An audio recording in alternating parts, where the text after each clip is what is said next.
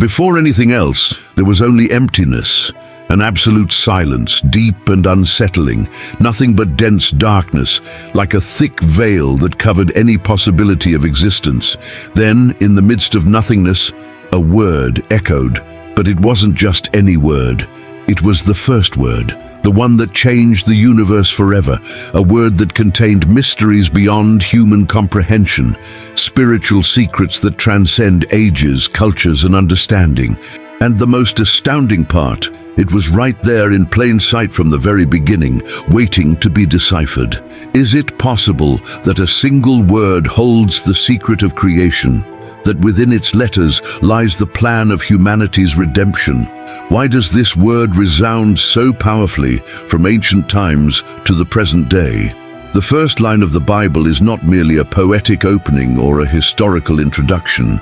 It is a divine enigma, a portal that transports us to a spiritual dimension where the eternal and the temporal intersect. In the beginning, thus the journey begins, with a divine breath that shapes all we know and much of what we will never fully comprehend. Some scholars claim that the structure of Genesis is not a simple chronological account, but a code crafted by divine hands.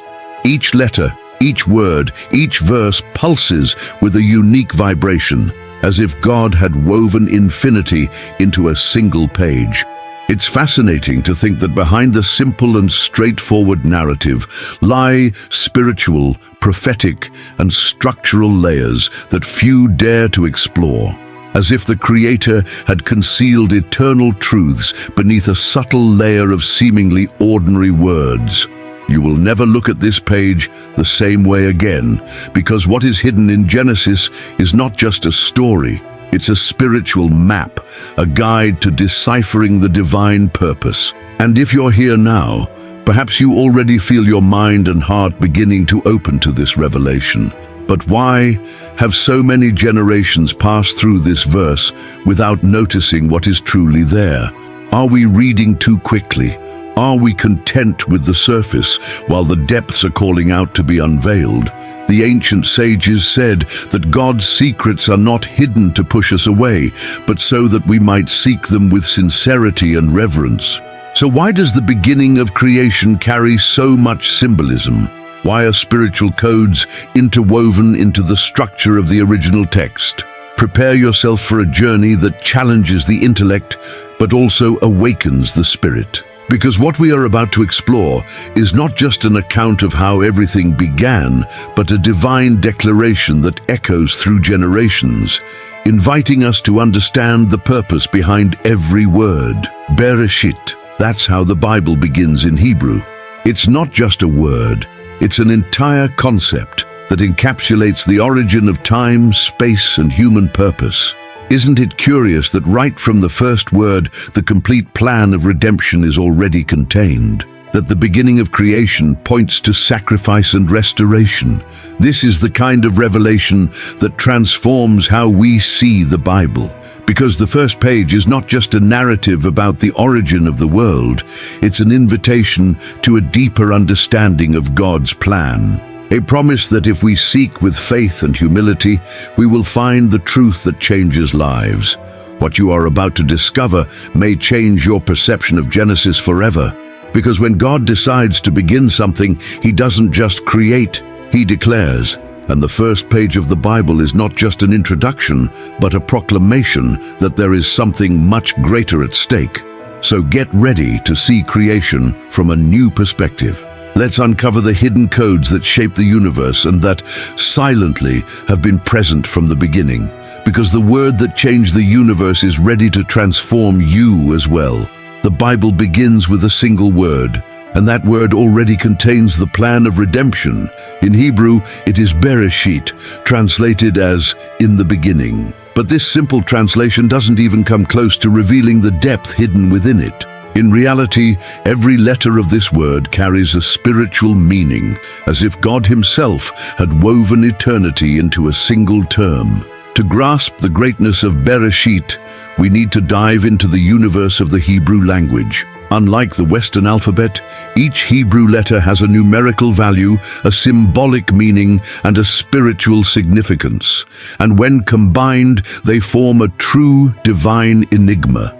Imagine that each letter is not just a graphic symbol, but a small key that unlocks a compartment of wisdom. When we look at Bereshit with attentive eyes, what seems like a simple beginning transforms into a complex spiritual project, hiding secrets about creation, the fall of man, and even redemption through the Messiah.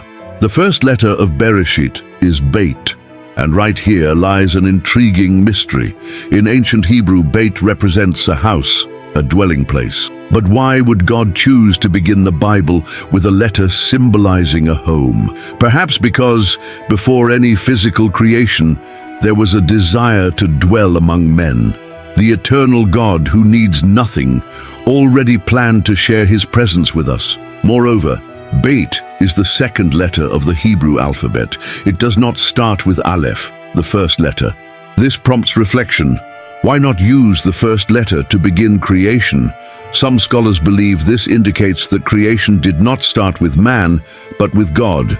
The letter Aleph, representing the Creator himself, remains silent, while Beit announces the beginning of the divine plan. If we examine the combination of letters in Bereshit, we discover something even more astonishing.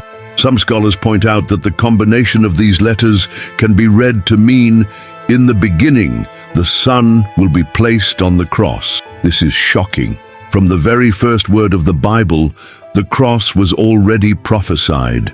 How can we explain such an ancient connection to the Messiah's sacrifice? Could it be that the plan of redemption was already written before the creation of the world? The idea that Christ is the Lamb slain from the foundation of the world, Revelation 13:8, takes on a new weight here. Another intriguing detail is that the word Bereshit contains the root of the word head. This means that everything begins with a thought, a divine mind that designed the universe with a clear purpose. Nothing was random. Every creative movement came from the intention of a God who plans, loves, and acts with purpose. If Bereshit already contains the plan of redemption, this means that God was not caught off guard by man's fall. The cross was not a patch on history. From the very first moment, the Creator knew that sin would enter the world and that sacrifice would be necessary. Redemption was not an afterthought, but an essential part of the initial plan. This changes how we see the biblical narrative. It's not a sequence of human errors and divine corrections. It's a love story traced from the very beginning. And when we look at Bereshit this way, we understand that our existence is not an accident. We are part of a carefully crafted plan. Every time we read "in the beginning," we might not realize the spiritual density that this expression holds. It does not merely start the story of creation, but proclaims that everything was already planned. The Son, the cross, the restoration, all wrapped within the divine mind from the very first instant. It's as if God were telling us, even before you existed, I already had a plan to rescue you. Before sin, there was already redemption. This brings hope and certainty. If the plan started before the foundation of the world, there's no way it can fail. Before continuing, I have a special request for you. Like this video now and share it with someone who also loves the mysteries of the Word. It helps us keep bringing new content to you. And if you're not yet subscribed to the channel, subscribe now and become part of a community that seeks the living revelation of the Bible with reverence and passion. Let us know in the comments if you were already aware of the power that the first word in the beginning of Genesis holds. The scriptures hold much more than meets the eye, and here you will find profound revelations shared with truth, purpose, and reverence. But now, let us continue. As we meditate on Bereshit, we realize that the beginning is not just a point in time, but a declaration of eternity. The word that started it all continues to echo today, inviting us to discover the purpose that God has outlined from the very start. God could have created everything in an instant, but He chose 7 days. And none of this was random. From the very beginning, the number 7 echoes as a divine seal upon creation. 7 days to form the universe, to establish order from the primordial chaos. But why exactly 7? Why not 6 or 8? The number 7 holds profound meaning in biblical language. It symbolizes perfection, completeness, and divine covenant. When God declares that creation is complete on the 7th day and rests, it is not merely a physical pause. It is a spiritual affirmation. Everything that needed to be done was accomplished with perfection. This choice is not limited to the creation account. The number 7 repeats countless times throughout the scriptures as a constant reminder that God acts intentionally and purposefully. The 7 lamps of the menorah in the tabernacle, the 7 years of abundance and famine in Egypt, the 7 seals of revelation. In each of these instances, the number points to the fullness of God's plan. It is remarkable to think that even in the oldest structures of faith, the number 7 has always been present. During creation, each stage was carefully ordered so that everything culminated in rest, the pinnacle of the divine work. It was not a random process, but a meticulous sequence, planned by the one who sees the end from the beginning.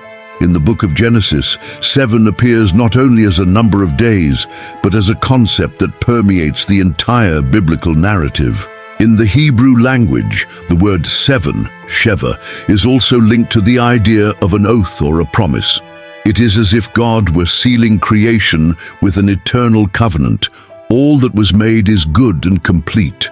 And it is no coincidence that throughout the centuries, the number 7 continues to appear as a symbolic number.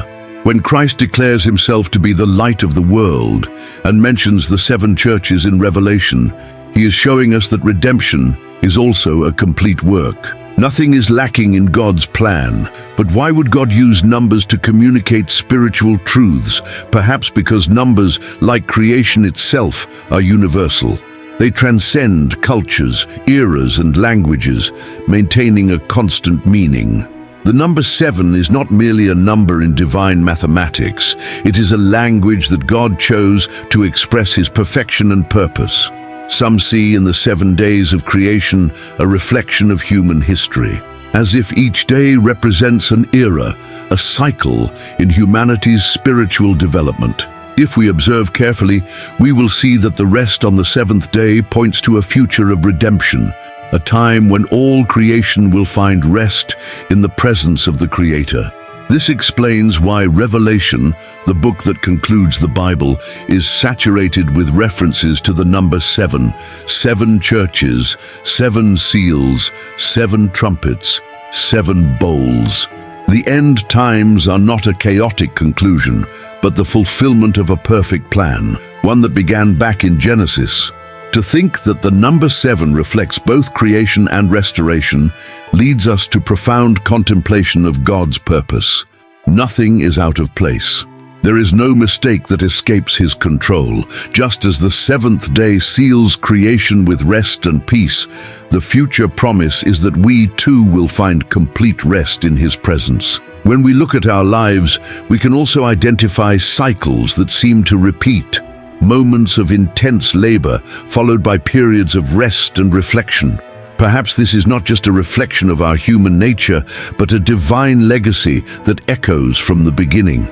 Recognizing that the number 7 is interwoven into the fabric of the universe makes us reflect on how everything was designed to point to God. From the first breath of life to the last breath of humanity, there is an established rhythm, a cosmic dance that always returns to divine perfection. Yet, the greatest mystery is not just in the numbers or the structures, but in the meaning they carry. The number 7 reminds us that we are not in a chaotic, meaningless world. There is a hidden purpose in every detail of creation, and that purpose points to the God who desires to dwell with us. When we look at the number 7, we are not merely seeing a digit, but a reminder that God leaves nothing unfinished. His work is complete, perfect, and eternal. Just as in the beginning, creation was sealed with sacred rest, our lives also find meaning when we rest in the certainty that God is in control of every cycle, every stage, and every promise. Let there be light, and there was light. But something unsettling happens as we continue reading the creation account. The sun only appears 3 days later. How can there be light before the creation of the sun, moon, and stars? What kind of light was it that illuminated the primordial chaos? What many fail to realize is that this light was not physical. It did not come from a celestial body. In that initial moment, the light that manifested was the very presence of God. It was the luminous essence that permeates all that is pure, true, and eternal. From the very beginning, God chose to reveal himself as light. In 1 John 1:5 we read, "God is light, and in him is no darkness at all." Even before creating the material universe, he existed in radiant glory, and when he spoke the creative word, it was as if a part of his very nature broke into the darkness. Some say that this primordial light points to Christ. In the Gospel of John, the connection is clear. In the beginning was the Word, and the Word was with God, and the Word was God. In him was life, and that life was the light of all mankind. John 1:14. Jesus is not just the guiding light. He is the very manifestation of divine glory, existing before the creation of the visible world. When we understand that this light precedes the sun, we grasp something fundamental. Creation does not depend on matter to exist. God first established his presence as the foundation of everything. Divine light is not limited to physical radiance, but to spiritual revelation. This changes how we interpret creation itself. The earth, still formless and empty, engulfed in darkness, becomes a stage for the manifestation of God's glory. The initial chaos was not a mistake, but a setting for the light to stand out. 3 days later, God creates the luminaries, the sun to govern the day, the moon to rule the night, and the stars to light up the heavens. But the divine presence was already there. The sun did not bring a new light. It merely reflected the one that existed from the beginning. This idea of light before the sun also carries powerful symbolism about Christ's redemptive work. In the Gospel of John, Jesus declares, "I am the light of the world. Whoever follows me will never walk in darkness." John 8:12. The light that guided the people in the wilderness and that shone at creation is the same that illuminates human hearts today. In the promised new creation in Revelation, we see a return to the beginning. The city does not need the sun or the moon to shine on it, for the glory of God gives it light, and the Lamb is its lamp. Revelation 21:23. The light that appeared in Genesis reappears at the end of times, now as a symbol of God's eternal presence with mankind. Therefore, the light before the sun is not a contradiction, but a revelation. God was showing that the true source of all illumination does not depend on stars or physical elements. His presence alone is enough to dispel darkness. Just as in creation, our lives too may seem shrouded in chaos and darkness. But when we allow the light of Christ to shine, what once seemed disordered begins to take shape and purpose. No matter how dense the darkness, when God says, "Let there be light," everything changes.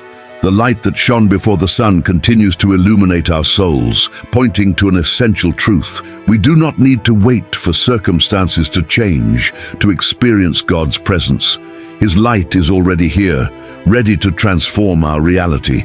The name of God is not just spoken, it is woven into the text.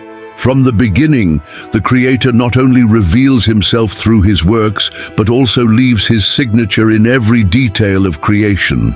And in Genesis, this signature is not just symbolic, it is literally embedded in the structure of the Hebrew text. The word Elohim appears right in the first line of the Bible. In the beginning, God created, Genesis 1:1. But what few realize is that this word contains a profound spiritual enigma. Elohim, although translated as God, is in the plural. Why does the sacred book, which affirms divine unity, begin with a plural expression? This plural form does not mean multiple gods, but reveals a mystery about God's nature. Many scholars believe that Elohim points to the plurality of divine manifestations, Father, Son, and Holy Spirit, right from the beginning of all things. Creation was not a solitary act, it was a collective action within the very essence of the divine. But the mystery goes even deeper. The name Elohim is not there by chance. Each Hebrew letter carries symbolic and spiritual weight. The first letter, Aleph, represents God as the sovereign creator, the beginning of all things. The last letter, Mem, symbolizes waters and mystery, pointing to the vastness and depth of divine plans. Between them lies an intrinsic connection that forms an idea of supreme power and complete control over all existence. This signature does not appear only at the start. Throughout creation, the name Elohim is repeated countless times, as if God himself were reaffirming his constant presence in every part of his work. And when creation reaches its fullness, we see the phrase, Elohim saw that it was good, reinforcing that everything proceeding from him is perfect and harmonious. But there is something even deeper. In ancient Hebrew, each letter has a pictographic representation. The combination of letters that form Elohim can be interpreted as the strong God who binds heaven and earth. This makes us ponder. From the first chapter, God was already connecting the spiritual world with the physical world, preparing the way for the reconciliation of fallen creation. When we understand that God's name is intertwined with creation, we realize that he is not distant, merely observing. He is actively involved, upholding everything by the word of his power. And by revealing his name right at the beginning, God reminds us that the universe did not arise by chance, but through the direct manifestation of his will. Another striking detail is that Elohim is closely linked to the concept of justice and power. In moments when the Bible highlights creative power or sovereignty over the forces of nature, it is Elohim who acts. This shows that creation is not just an artistic expression, but a declaration of authority. Why does this matter to us? Because by recognizing that God's name is intrinsically linked to the beginning of everything, we understand that our existence also bears the divine mark. We are not just beings randomly thrown into existence, but reflections of the work of a God who planned every detail. There is powerful comfort in knowing that the one who created all things also called us by name. He not only brought the universe into existence, but also knows each of us personally. This means that even in moments when we feel distant or lost, we still carry within us the signature of Elohim, the Almighty Creator God. And when Christ declares, "I and the Father are one," John 10:30, he reinforces the connection between the Creator God and the Redeemer God. There is no separation between the power that made the universe and the love that reaches us today. Elohim and Christ manifest as one, uniting justice and grace within the same divine essence. Therefore, every time we encounter the name Elohim in the Bible, we should remember that it is not just describing a supreme being, but revealing a presence that has accompanied us from the beginning. A presence that continues to manifest throughout human history, sustaining, guiding, and redeeming. When we realize that God's name is woven into creation, we understand that he will never leave us adrift. Just as everything began with the action of Elohim, we can also trust that he remains in control, even in the most challenging moments. The name of the Son was there, even before time began. When we look at the first word of the Bible, Bereshit, we realize that it contains more than just a simple introduction to creation. Hidden within this Hebrew word is a mystery that points to the Messiah himself and the redemptive sacrifice. The word Bereshit is composed of 6 Hebrew letters, Bet, Resh, Aleph, Shin, Yod, Tav. But what could be so significant about this combination? For many scholars, each letter seems to form a surprising statement. In the beginning, the Son will be placed on the cross. How is that possible? In ancient Hebrew, each letter carries a symbolic meaning. Bet represents a house, Resh, a head or prince, Aleph, the leader or god, Shin, destruction, Yod, hand, and Tav, sign or cross. Together, these letters form a prophetic image. The prince of the house of God will be destroyed by the hands on the cross. This discovery is astonishing. Even before the world existed, there was already an established plan. God was not taken by surprise by human sin. On the contrary, redemption was in the heart of the Creator from the very first moment. The cross was not an accident of history, but the ultimate expression of divine love from the beginning. Understanding this revelation leads us to reflect on the depth of God's plan. From the very start, the cross was destined to be the center of human history, not as a tragedy, but as the greatest act of redemption. And the most remarkable part is that this is encoded in the very first word of the Bible. When Jesus said to the disciples on the road to Emmaus, and beginning at Moses and all the prophets, he explained to them what was said in all the scriptures concerning himself. Luke 24:27. He was showing that from the very first verses of Genesis, signs of his mission were already present. The cross was there, invisible to the hurried eye, but revealed to those who sought with depth. It's almost impossible not to be moved when we realize that God was thinking of us from the very beginning, that the cross, a symbol of pain and death, actually represented the purpose of restoring fallen humanity, and that, even before creating the heavens and the earth, he was already planning to reach us with his immeasurable love. The fact that the cross is present within the structure of the first word of Genesis teaches us that salvation was not an emergency response. God already knew he would need to rescue his creatures, and therefore he established sacrifice as an essential part of the eternal plan. This makes us reflect on how we often view our lives as if everything were out of control. But if the Creator, even before forming man, had already determined the sacrifice, it means that he never lost control of the events. Everything aligns with his purpose, even if our eyes cannot see it. By understanding that the cross was hidden in the first word of the Bible, we are challenged to look at the scriptures with greater reverence. The Bible is not just a collection of stories, but a carefully crafted project, in which every letter, word, and symbol carries a profound purpose. When Jesus, hanging on the cross, declared, "It is finished," John 19:30, he was not just ending his suffering.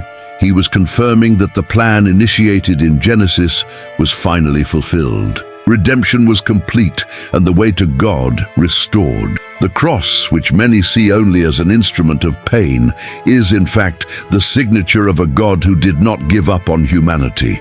From the very beginning, he declared that the Prince of the house of God would take upon himself our sorrows so that we could live. May understanding this mystery fill our hearts with gratitude and reverence, because the plan of salvation did not begin at Calvary, but in eternity, even before time itself existed. Maybe it's not hidden. Maybe we're just reading too fast. The first page of the Bible is a divine masterpiece, written with both simplicity and depth. It contains spiritual truths so vast that, while they may seem hidden, they are actually in plain sight. How many times have we read the words, "In the beginning God created the heavens and the earth," without realizing that this statement holds the foundation of the entire Christian faith? It's not just a historical declaration, but a spiritual affirmation. God is the origin of everything, and nothing exists outside his creative power. The simplicity of Genesis contrasts with the complexity we often seek in modern life. We are constantly searching for grand and complicated answers, but perhaps the key to understanding God's purpose lies precisely in what we read hastily without giving it proper attention. There is a special beauty in realizing that the first page is not just the start of creation, but the beginning of a dialogue between God and humanity. It's as if the Creator was saying, "Look to the beginning. Everything you need to understand about my nature and my purpose is right here." The ancient scholars believed that to truly grasp the depth of the word, one needed to read with reverence, meditate on every line, and allow the meaning to unfold over time. It's not enough just to know the text. We must let it transform our hearts. What makes this page so powerful is its ability to make us reflect on the origin of all things. No matter how advanced science becomes or how complex human philosophy is, the truth remains that the essence of life is found in the simplicity of Genesis. God creates, God orders, God sustains. Perhaps this is the great lesson that the beginning offers us. It's not necessary to understand everything to trust the Creator. Faith doesn't lie in the complexity of explanations, but in the simplicity of obedience and the recognition that He is the author of life. The first page of the Bible invites us to read slowly, to observe with humility, and to allow ourselves to be shaped by the simple yet profound message. Maybe what we seek in grand theories is actually written with simple words that echo throughout eternity. Reading with reverence, dedicating time to meditation, allowing each verse to penetrate the soul. That is the invitation the first page extends to us. Perhaps what seems hidden is not a secret hard to decipher, but a truth we miss because we lack the patience to contemplate. The power of the first page lies in reminding us that to understand the mysteries of God, we must go back to the beginning. We need to slow down, listen carefully, and let the simplicity of creation transform our understanding and our hearts. If there are codes at the beginning, there is a purpose at the end. What we began to uncover here is just the start of a journey that spans the entire Bible, from Genesis to Revelation. The Word of God is not a static book, but a living revelation that speaks to us today, just as it spoke to those of old. What we learn from Genesis is that nothing is there by chance. Every letter, every word, and every number carries a divine message waiting to be discovered by those who thirst for truth. The first page is not just a historical account, but a spiritual code, reminding us that God has always been in control, from the beginning to the end. If creation began with a clear purpose, our lives also have a defined purpose. We are not the product of chance, nor the result of a random sequence of events.